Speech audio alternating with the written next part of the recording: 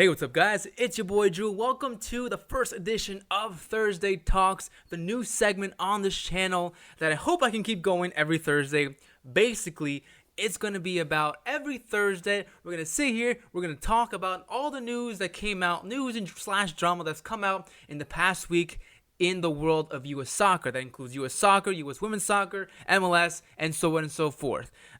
So all that jumbled up into one weekly talking video with you guys. We're all going to sit here, have a good time, chit-chat. You guys can chit-chat here in the comment section about any single topic that's going to be covered in the video here today and also in weeks to come.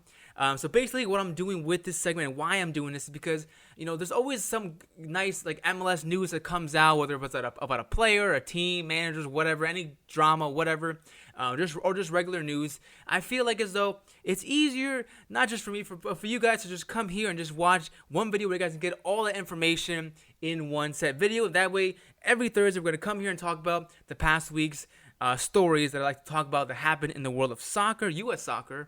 But that's not going to take, this segment is not going to take the place of, you know, MLS game predictions, CONCACAF Champions League predictions, game reviews or week reviews like in the CONCACAF Champions League or after, you know, MLS Mondays where we talk about all the games that went on over the weekend and I give you guys, you know, my star players and best team and best win and all that. That just started this season, and of course the season got canceled, but it's going to be picked back up once the season starts again. And of course when MLS's back tournament is starting, that will be a separate video on its own. This segment is just going to be every Thursday just about news and transfer news and rumors going on around the US soccer world. So welcome to the first edition to Thursday Talks. I hope you guys like it, and if you do, let me know down below. And as always, thank you guys so much for watching. I feel like I'm closing the video, but I'm not. I'm about to start it. So I got my beer here. I'm really into craft beer lately. So every Thursday Talk, I'm going to give you guys what I'm drinking. Today I'm drinking a Mosaic Dry Hop Pseudo Sue Pale Ale from Top Link Goliath, which is perfect. You guys can add me on Untappd down in the description box below, along with my other social media sites. Untappd is just like a freaking beer app for like a beer Facebook for craft beer drinkers, and that's who I am nowadays. So without further ado, let's just get to it. I think the first story I really want to start off with is, of course, what I think to be one of the biggest news that happened this past week in MLS or in the U.S. soccer world, and that, of course, is Kevin Durant joining Philadelphia Union ownership and becomes a community partner for Chester, PA, and Philadelphia surrounding areas. This hits home to me because I live around this area, and also because I'm a big Philadelphia Union supporter. Like, that's my team in MLS. And seeing a guy like Kevin Durant, like, I'm not a big basketball fan, but I know he's a big name. I know he's a good player. I know he's done a lot of good for his community with the Kevin Durant Charity Foundation. He seems like a really good, humble guy. I really appreciate that about him. And now he's joining my MLS team, my favorite MLS team here. And I think it's really great. I love to see other athletes from other sports try, you know, and get their feet wet here in soccer, and just, you know, especially like American athletes or, you know, celebrities. Like, I really love to see that because, you know, with their big presence and their big following, it's also a gateway for them to help other Americans here who are not too big soccer fans, help them learn to become soccer fans. And I hope that while Kevin Durant joins this Philadelphia Union, I really hope that he can bring along some new fans, not just to the Union, but to the sport itself, and hopefully mostly and passionately for MLS. So that's actually really, really positive news. And in a quote here from Kevin Durant himself, "I'm excited to partner with the Philadelphia Union for years to come. My team and I connected instantly with the Union coaching staff and leadership, as well as the team's story," Durant said in a statement. I don't have to read that part. "Off the pitch, I'm looking forward to working with Chester and Philadelphia communities and making an impact in the same way that the KDCF has been able to do in my hometown of Prince George's County." And like I said, KDCF is Kevin Durant's own charity foundation. So, you know, of course, that the best thing that he's doing right now is trying to give back to the communities in Philadelphia and Chester especially. That's a big positive. But another big positive I want to talk about is he also wants to help grow the Union, not just in MLS, but as he says, in the sports world as a whole, like worldwide. And I think with his big name, at least in the USA, he can definitely help and hopefully help the Union grow as a bigger team, not just financially, but just reputation-wise as well and marketable as well here in the USA. And then we can focus on worldwide stuff. But for now, let's focus on MLS and getting this team into one of the biggest teams in MLS, like an LAFC or an Atlanta United. You guys remember that Philadelphia Union is a team just created or founded in 2010, so they're only 10 years old. Of course, there's newer teams who are way more successful, but they're also have better backing support for them. Union, not so much. You know, they had their best season ever to date in their whole franchise, history last season with 55 points and finally winning a home playoff. So that was absolutely great. But as for this story, that's where I'm going to wrap that up. Let's move on to the next one. The next story I want to talk about here with you guys is a kind of a crazy one, at least to me, I feel it is, and that is Eric Wynalda being fired as head coach of USL side Las Vegas Lights. And that just came out, like, I feel like out of nowhere. That was kind of crazy. I felt like while he didn't have the best season last season, I thought he was kind of like the face of of Las Vegas Lights. That was kind of weird. You know, after just one season in charge of this team, he's been fired. He did start his second season this year. He had one game against Lane Donovan San Diego Loyal. As there's a draw, 1-1 draw. And then, of course, the world ended, so that season got canceled. But even now, with USL decided to come back next month on July 11th, they have fired one of their managers from one of their clubs. And that's crazy. I mean, not USL, but the CEO and owner of Las Vegas City Lights, Brett Lashbrook. And he said here, and I quote, and I'll post it here on the screen for you guys, "Something happened today. It is 100% my decision. I woke up this morning not anticipating this or wanting this to happen or knowing anything about this. By the end of the day, I felt like it was my choice and it was the right thing to do."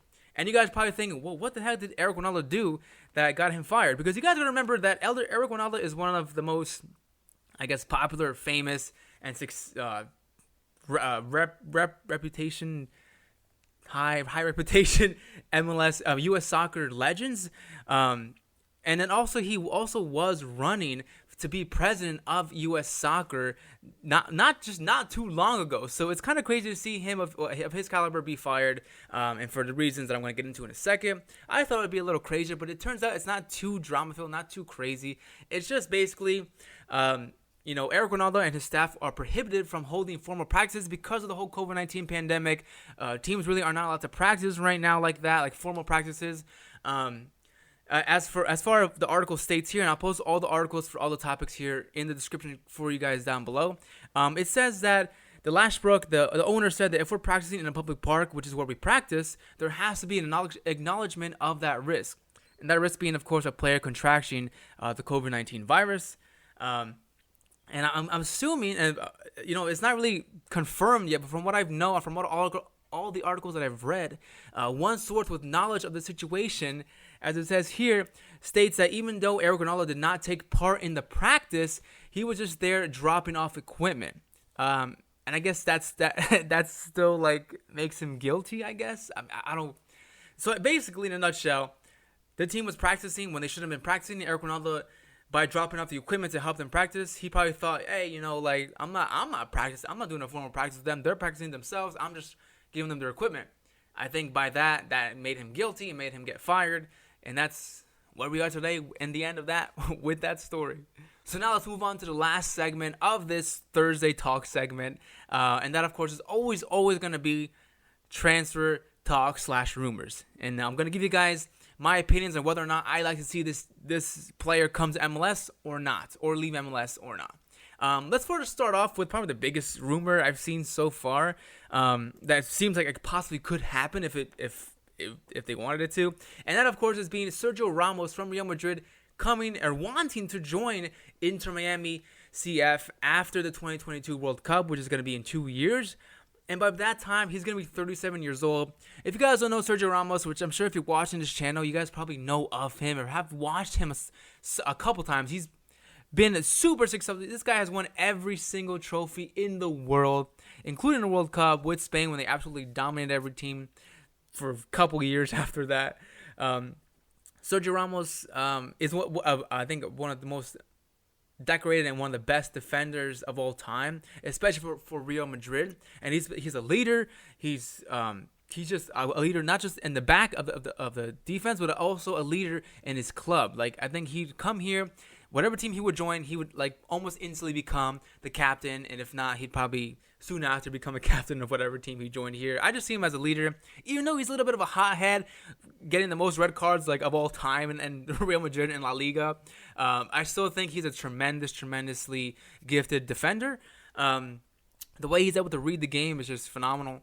And just the way his toughness about defending against great players, just like almost unmatched. This deal, I said it could happen because, of course, David Beckham does own Inter Miami, and David Beckham and Ramos are close friends because they have worked together. They have had played together for 3 years at Real Madrid when Beckham was also at Real Madrid. And that's kind of crazy to think about because I really don't think of David Beckham like there anymore. It's just crazy. But so they're close friends. So this is a deal that I think definitely could happen. And do I want it to happen? Yeah, why not? I'd like to see Ramos, even at 37, defend against like MLS players. That would just be fun to watch. Next transfer rumor, let's talk about another one that I think possibly could really happen, and that is, of course, Fabian Johnson coming to MLS for the first time ever. By the way, Fabian Johnson, born in Germany, has actually never played in MLS, as far as I'm aware. Never played. He grew up in the youth academies of 1860 Munich, joined 1860 Munich, and then from there has also always kept up in the top flight of Germany. Now he's at Borussia Mönchengladbach, where he's kind of out of favor now, and rightfully so. I feel like he's had a dip in form. You know, injuries have not really helped his career that much. Even though, like back in the day, a couple years ago, he was a very versatile player. Can play anywhere in the wide position, left wing, right wing, left back, right back. He can play all over, almost like ambidextrous with his feet. Even at 32 years old and with the injuries going on, I still think he possibly could do that for a year or two if he would come to MLS. And he probably could fit in almost any team. I'm not too too certain if I would like this to happen, but why not? It would be good to see another, U.S. men's national team player come to MLS, especially one who's never played here. Even though I'm a big backer of having our best players of the national team play in Europe, I think that, he's probably kind of past his best for the national team. I think Sergiño Dest's going to take over, and also Anthony Robinson will take over those fullback spots, so he will also just be out of favor there. So why not just come here, get a break from Germany, and actually see what MLS is all about, bro? Why not? For this transfer, I guess I'm in favor. And last two ones, real quick, let's just wrap it up. Mario Balotelli and Javier Pastore to MLS. I have made a video suggesting or kind of wanting Mario Balotelli to come to MLS, but I kind of just didn't. I wasn't really thinking straight. While I think he'd be kind of successful, the only downfall, and I've seen this argument many times, is that his attitude. Is he ready? Is he mature enough to actually just not get himself in fucking trouble or give a headache to any manager or any team that he joins? I don't know. So for Mario Balotelli, it's a no for me, bro. And for Javier Pastore, a player who I don't think is actually as that good as I thought he was going to be back in the day. I don't care. He's only gonna be 30 years old, but 30 years old is actually not as old as I once thought it was. Maybe because I'm getting close to 30, so I'm like, yeah, 30 is not that old. But I honestly don't think in the soccer world right now, 30 years old is not that old. And I think Javier Pastore could make some waves here in MLS if he were to join. I still think he's technically gifted more than a lot of players here in MLS, so I think he could, rejuvenate his career here and rejuvenate and get that flame back in playing the sport. And that's pretty much it. That's where I'm going to end today's video, you guys. I hope you guys enjoyed this kind of new segment. If you did, let me know down below. And if you also did, make sure you guys also hit that like button as well. If there's any news topics you guys want me to talk about that I didn't, comment down below and we can talk about them. Me and you. Just me and you, bro. Yeah, I'm talking to you. Me and you in the comment section down below. And as always, if you guys see some news articles or just some news and transfers you guys want me to talk about for next Thursday Talk. Wow, next Thursday Talk. You guys can tweet at me at Drewwbee _ I'll leave it down below in the description. And also my Instagram and, of course, on YouTube here in the comments. Let me know what you guys want me to talk about. As always, thank you so much for watching. Thanks for kicking it with me, and I'll see you guys next time. Peace.